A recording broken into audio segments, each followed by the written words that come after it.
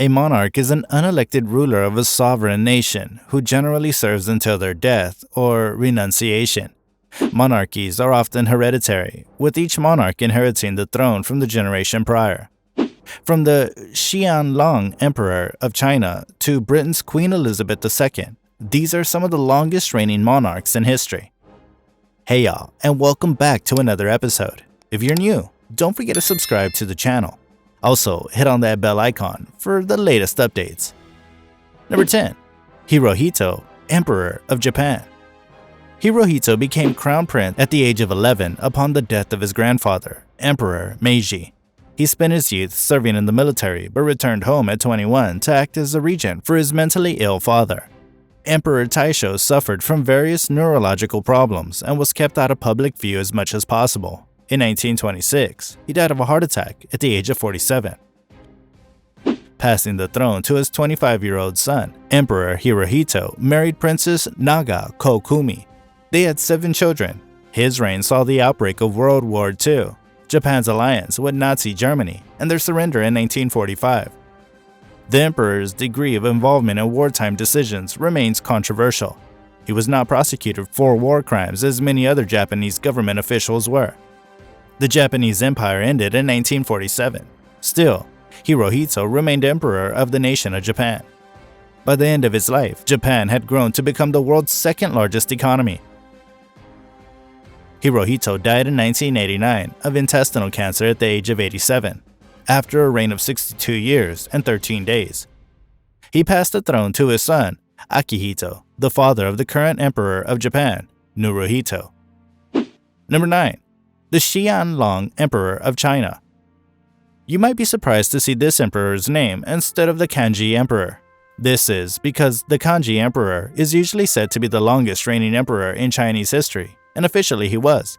However, in practical terms, the Qianlong Emperor actually ruled longer. The Qianlong Emperor was the grandson of the Kanji Emperor, and as he approached the length of his grandfather's reign out of respect for his grandfather, he decided to formally surrender so that his grandfather would maintain his status in the history books as the longest reigning emperor. However, the Qianlong Emperor held on to power for an additional 3 more years, even though he was technically retired. His son was officially in charge. The Qianlong Emperor died at the age of 87, after 63 years and 4 months in power. Number 8. Jaime, the first king of Aragon. He was the first child of King Pedro II, at the time a Christian sect called the Cathars, whose beliefs differed from Orthodox Catholicism, had been labeled as heretics and were being persecuted. English nobleman and warrior Simon IV de Montfort took it as his crusade to exterminate the Cathars and rode to southern France to wipe them out. King Pedro tried to protect the Cathars and went to war against de Montfort as part of peace negotiations. Pedro agreed to wed his 2-year-old son, Jaime, to de Montfort's daughter. Per tradition, he sent his son to be raised by his enemy to ensure peace, but the ceasefire only lasted 2 years. Pedro and de Montfort once again went to war. Queen Maria died during the conflict, and King Pedro was killed in battle at age 35, leaving his 5-year-old orphan son Jaime, the King of Aragon, in his killer's possession. De Montfort was eager to use the young king to expand his power, but the Aragonese appealed to the Pope, who demanded that de Montfort have their king back to them safely home. The Spanish Templar Knights raised the child sovereign, while his great-uncle Sancho ruled in his name. The kingdom fell to rebellion and chaos, which wasn't right until the Templars brought the king to power at the age of 9. At 14, he married Eleanor of Castile, but the marriage was annulled, and he wed twice more to the Alante of Hungary and Teresa Gil de Vidaur. He fathered 13 children between his 2 wives, and after his Templar upbringing, King Jaime was eager to get to war and expand his kingdom. He became known as Jaime el Conquistador, or the Conqueror. He piled on the titles Count of Barcelona, Lord of Montpellier, King of Majorca, and the King of Valencia. He was also a great patron of the arts and literature. He died in 1276 at age 68 after a reign of 62 years, 319 days, passing the throne to his son, Pedro III. Number 7. Victoria, the Queen of the United Kingdom. King George, the third son and heir, George, the Prince Regent, despised his wife and fathered only one legitimate daughter, Princess Charlotte. Everyone expected her to be queen someday and carry on the dynasty. Still, she died giving birth to a stillborn son at 21. With the monarchy's future dashed, the king's middle-aged sons rushed to dump their mistresses, and finally entered into legitimate marriages in the hopes of fathering a future monarch. The son who won the reproductive game was Edward, Duke of Kent. His daughter Victoria was born in 1819, and he died a year later at 52, following the death of her grandfather, King George III, and her uncle, King George IV. Her uncle William IV managed to stay alive just past Victoria's 18th birthday so that she could rule on her own rather than under the thumb of her controlling mother, Victoria. She married her cousin, Albert of Saxe-Coburg and Gotha, and they had 9 children who went on to marry into royal families throughout Europe. Albert died of typhoid fever at the age of 42, and Victoria was heartbroken. She spent the rest of her life mourning and allowed the government to do as it pleased. Their pleasure was to conquer much of the world, amassing the vast British Empire and making her Empress of India and Queen of various other colonies worldwide.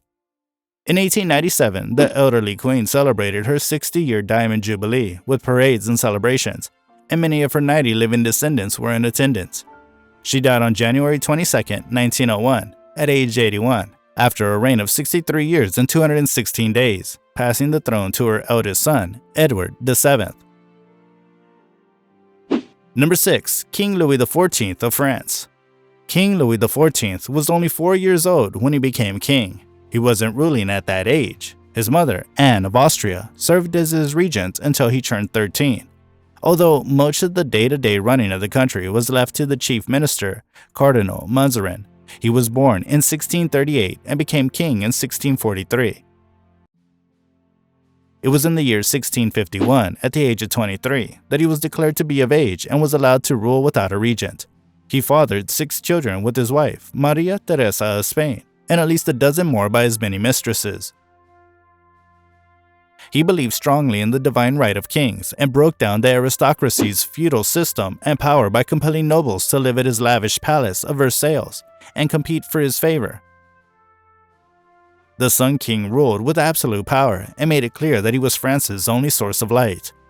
This makes the total length of his actual reign just 1 week shy of 64 years. Number 5. Ferdinand III, King of Naples and Sicily. Ferdinand was the third son of King Charles of Naples and Sicily, who was, in turn, the third son of King Philip V of Spain. The Kingdom of Naples and Sicily was at the time under the control of Spain and had been granted to Charles as a consolation prize. But when both of his brothers, Louis I and Ferdinand VI, took their turns as the King of Spain and died without children, the Spanish crown unexpectedly ended up on his head. Treaties forbade Naples and Sicily from being joined with Spain, so Charles had to abdicate the Italian thrones. His eldest son, Felipe, was excluded from the succession because he had an intellectual disability. His second son, Carlos, was now heir apparent to the Spanish throne, so Naples and Sicily were given to his third son, an 8-year-old. Fernando was content to allow his father's appointed counselors to make the ruling while he finished growing up at 17. He married Archduchess Maria Carolina, daughter of Holy Roman Empress Maria Teresa. The couple had 17 children and a tumultuous relationship. Ferdinand had a poor education and little aptitude for governing, so Maria Carolina ran the kingdom. She was horrified by the beheading of her younger sister, Marie Antoinette, Queen of France, during the Revolution. Hence, she turned her kingdom into a police state, hired food tasters, and moved her family daily to avoid assassination. She joined the Second Coalition against revolutionary France. As a result, the French army occupied Naples in 1799. It forced the royal family to escape to Sicily. British Admiral Nelson defeated the French and returned to Naples to Ferdinand after 6 months. In 1805, Napoleon conquered Naples for a second time, forcing the royals to flee to Sicily. Once more, Maria Carolina traveled to Vienna to persuade her nephew, Emperor Francis I, to win the throne back for her. Still, she dropped dead while on the visit after Napoleon's defeat in 1816. Ferdinand was once again restored to the throne of Naples after a 9-year absence, but as he never lost the throne of Sicily, that reign is the one that counts on the list. In 1860, he united Naples and Sicily into the Kingdom of Two Sicilies. Ferdinand lived to the age of 73, dying in 1825 after a reign of 65 years and 90 days. Number 4. Queen Elizabeth II.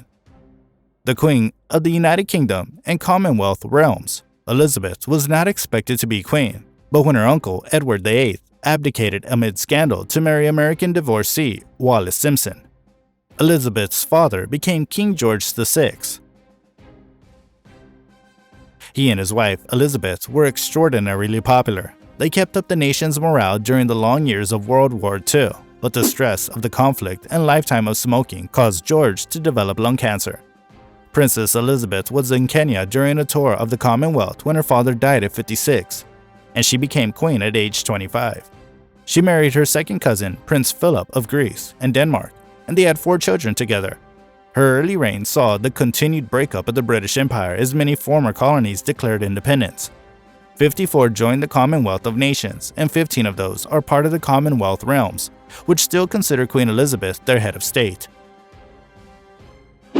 The Queen has lived through countless social and technological changes and numerous well-publicized scandals within her family. On September 8, 2022, she passed away, leaving the throne and automatically making the 73-year-old Prince Charles the next king. Number 3. Ka-inich Yanab Pakal.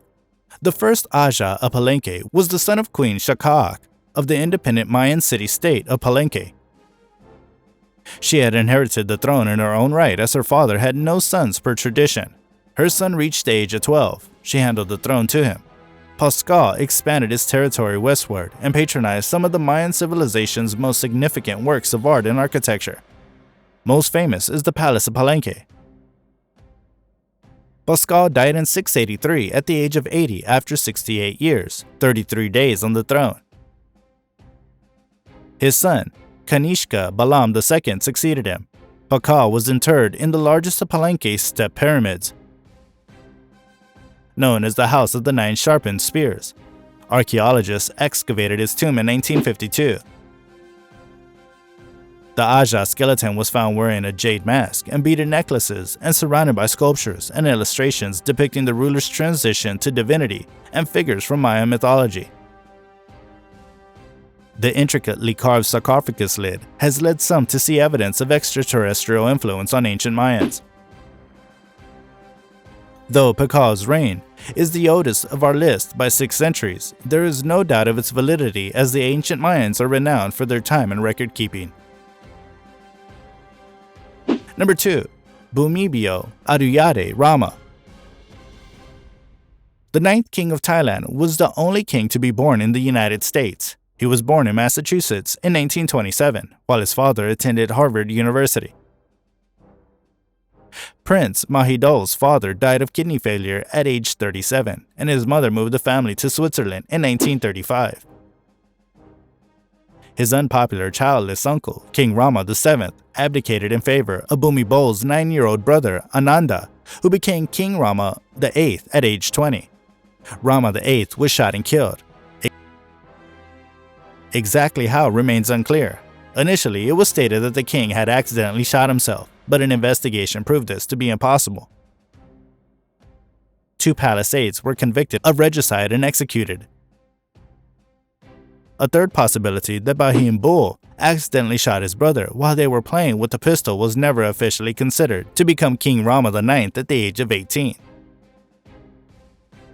While studying in Paris, the young monarch met his future wife, Sirikit Kitayakara, the daughter of the Thai ambassador to France. They had 4 children throughout his reign.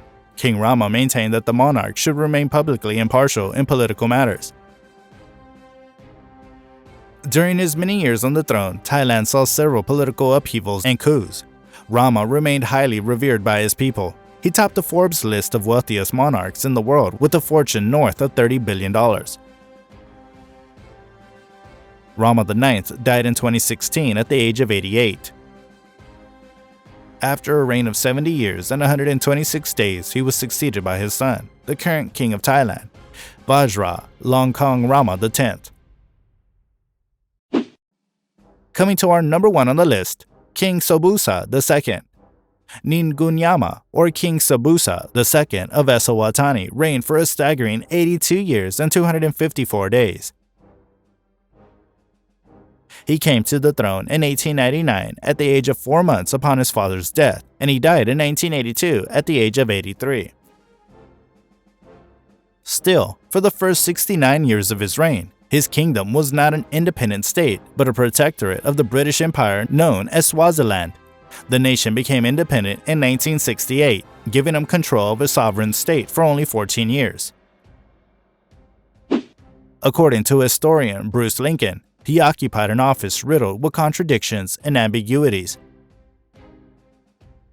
being understood and constructed quite differently by the British and the Swazi. The former regarded Sobusa as paramount chief, a title that marked his loss of autonomous authority. In contrast, the Swazi saw him as their king and lion, the bulwark of tradition and their chief protection against colonial rule. As Lincoln notes, when the Queen Regent, Guamil Dului, introduced Sobusa II to the resident commissioner, she proclaimed he was Sobusa II, the paramount chief of Swaziland and king of the Swazi nation. In other words, paramount chief of the territory, but the king of the people. Saying that, we've come to the end of this list. What do you think of these rulers and their reigning monarchs? Do you think we left out anyone? Then please let us know your opinions in the comments. We're surely excited to hear them all. If you like this video, then make sure to give us a thumbs up. Also, subscribe to our channel if you still haven't done it yet. We'll meet again soon with another exciting episode. Until then, take care, and apologies for any mispronunciations.